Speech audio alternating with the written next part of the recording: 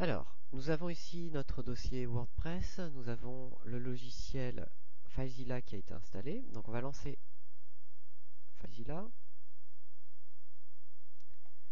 Voilà. Dans le nom de hôte, on va rentrer ftp-perso.free.fr, ce qui va nous permettre de nous connecter à l'hébergeur Free.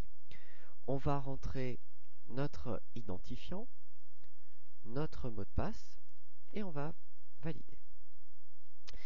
Donc il va se connecter, connexion de dossier affiché, voilà, contenu de dossier affiché avec succès, parfait. Donc ici on voit que sur internet j'ai qu'un dossier qui s'appelle un dossier session que vous n'avez pas forcément. C'est ici donc que sont stockés tous les fichiers dont je vais avoir besoin pour mon site internet. Là ce que je vais faire, c'est que je vais envoyer ici tous les fichiers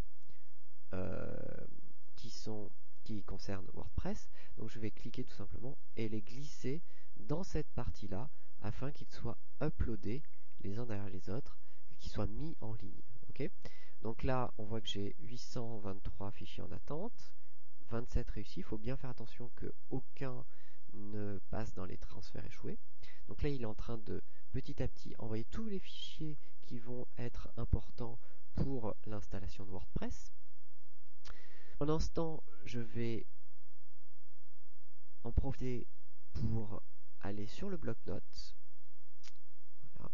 Dans le bloc-notes, je vais inscrire php espace 1 et je vais enregistrer ce fichier sur le bureau avec le nom ht access comme ceci et j'enregistre. Je vais fermer le fichier. Voilà.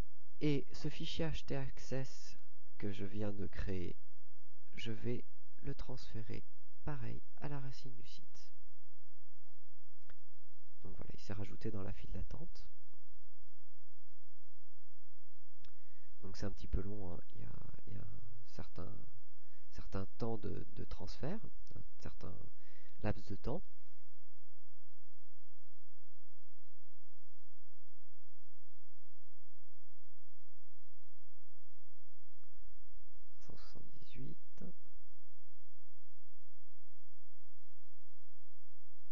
Donc ça y est, tous les fichiers se sont transférés correctement. On voit bien ici que j'ai 844 donc fichiers transférés correctement.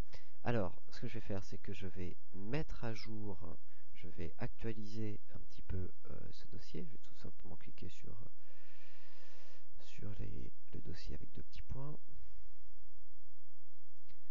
Alors, il est possible que parfois, hop, il mette quelques messages d'erreur. Faut pas s'inquiéter. C'est quand on lui demande de faire deux connexions simultanées, il est souvent pas très favorable.